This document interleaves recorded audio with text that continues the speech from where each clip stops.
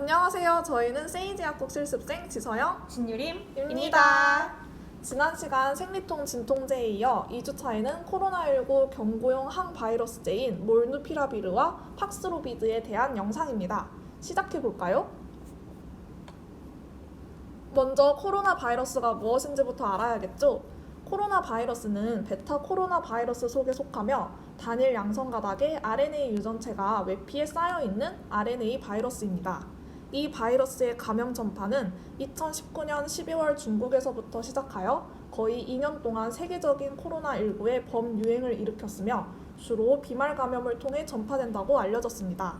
코로나19의 임상 양상은 무증상 감염에서 치명적인 사망에 이르기까지 매우 다양하며 고령자, 면역 억제자, 고혈압, 당뇨병, 암, 심혈관 질환, 만성 폐질환 환자 등에서 중증으로 이행할 가능성이 높아집니다. 코로나19 대유행을 종식시키기 위해서는 백신 접종을 통한 집단 면역과 함께 코로나 바이러스를 특이적으로 억제할 수 있는 항바이러스제의 도입이 매우 중요합니다.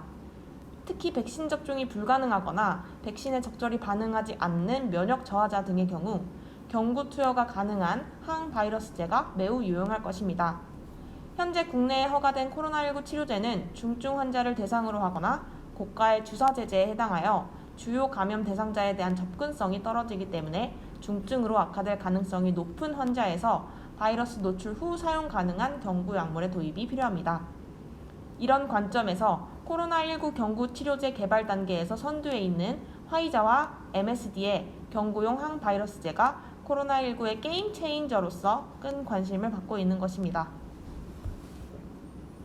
현재 개발 중인 코로나 항바이러스제는 크게 복제 억제제, 단백질 분해 요소 억제제, 침입 억제제, 숙주를 타겟으로 하는 항바이러스제 등으로 구분할 수 있습니다. 먼저 복제 억제제란 유전자 복제 효소를 저해하는 뉴클레오시드 및 뉴클레오타이드의 유도체로 대부분 RNA 사슬에 대신 삽입되어 사슬 종결이나 돌연 변이를 유도합니다. 단백질 분해 요소 억제제는 단백질 분해 요소를 차단하여 바이러스 복제에 필요한 단백질이 생성되는 것을 막아 바이러스의 증식을 억제합니다. 팍스로비드가 바로 이에 속합니다. 침입 억제제는 인체 세포로의 바이러스 침입을 차단하는 것입니다. 코로나 바이러스가 세포에 침입할 때 필요한 수용체와의 결합을 차단하여 바이러스의 진입을 막는 것입니다. 국내에 허가되어 사용 중인 레키로나주가 이 침입 억제제에 해당하는 단일 클론 항체입니다. 항바이러스제의 개발에 있어 기존의 바이러스 표적에서 나아가 코로나 바이러스의 복제 시 사용되는 숙주의 경로나 타겟을 저해하는 약물이 현재 개발 중에 있습니다. 숙주를 타겟으로 하는 약물은 여러 종류의 바이러스를 저해할 수 있는데 이는 다른 종류의 바이러스들도 유사한 숙주 인자와 경로를 이용하기 때문입니다. 바이러스 인자를 타겟으로 하는 약제에 대해서 바이러스가 돌연 변이를 통해 저항성을 획득할 수 있지만 숙주 단백질은 그렇지 않으므로 이 점이 숙주 단백질을 타겟으로 하는 전략의 장점이 될 수 있습니다. 현재 우리나라를 포함하여 미국, 유럽, 일본 등에서도 긴급 사용 승인에 대한 신청이나 검토가 진행 중인 약물로 몰누피라비르와 팍스로비드가 있습니다. 팍스로비드는 지난 12월 27일 식품의약품안전처에서 긴급 사용 승인을 결정한 바 있습니다. 팍스로비드는 국내에 처음으로 도입되는 먹는 치료제로서 현재 의료 현장에서 사용 중인 주사형 치료제와 함께 환자의 상황에 따라 선택할 수 있는 치료의 종류를 다양화하고 생활치료센터 입소 또는 재택치료 환자가 중증으로 악화하지 않도록 하는 데 도움이 될 것으로 기대됩니다. 먼저 몰누피라비르의 작용 기전을 살펴보겠습니다. 몰누피라비르는 혈장에서 리보뉴클레오시드 유사체로 변한 세포 내에서 활성화됩니다. 활성형은 정상적으로 아미노산 G와 결합해야 하지만 구조적 특성상 A와도 결합이 가능합니다. 몰누피라비르는 코로나 바이러스의 수선 작용을 회피하면서 DNA 중합 효소에 의해 C나 U 대신 삽입될 수 있습니다.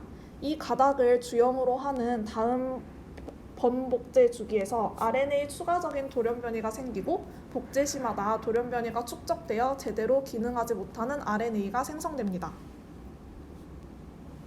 몰누피라비르의 용량 및 약효는 다음과 같습니다. 그 이외에도 투약 후 설사, 오심, 두통, 어지러움 등의 흔한 이상 반응과 구토, 발진, 두드러기 등의 드문 이상 반응을 나타낸다고 알려져 있습니다. 한편 일각에서는 몰누피라비르의 인부 투여에 대한 안전성 우려가 제기된 바 있습니다. 작용 기전상 숙주의 DNA의 돌연 변이를 유발하거나 바이러스의 돌연 변이로 인해 백신이나 항바이러스제에 저항성을 갖는 변이체가 생성될 가능성이 있다는 것입니다. 향후 이러한 우려점에 대해 확인할 수 있는 충분한 연구 결과와 진행 중인 임상시험의 최종 결과를 통해 추가적인 안전성, 유효성에 대한 정보를 얻을 수 있을 것입니다. 다음은 팍스로비드입니다. 먼저 작용 기전을 살펴보겠습니다.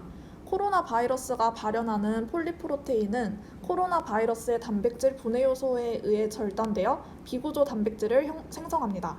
이 단백질 분해 효소의 억제제는 효소의 작용을 저해함으로써 항바이러스 활성을 나타내는 것입니다. 팍스로비드가 바로 이것입니다.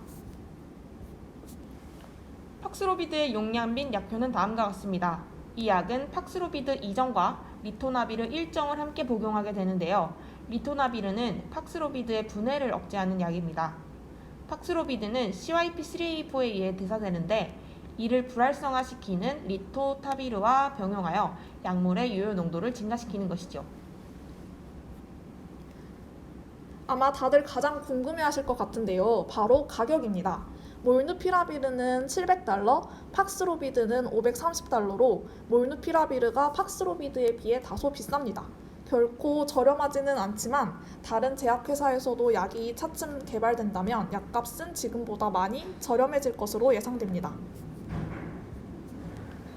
이 약물들은 중증으로 악화된 이후에 복용하는 경우 약효가 감소될 수 있으므로 비교적 감염 초기에 복용함으로써 코로나19로 인한 입원 및 사망 위험을 감소시킬 수 있을 것으로 기대되고 있습니다. 특히 코로나19 감염의 첫 징후가 발생한 고위험 환자군에 외래 처방을 통해 경구 복용하도록 하여 코로나19 환자 관리에 큰 도움을 줄 수 있을 것입니다. 향후 이 두 약물의 임상 결과와 허가 승인 현황에 대해 업데이트 될 것으로 예상되므로 관련 동향에 대한 지속적인 관심이 필요할 것입니다. 다음 시간에 만나요.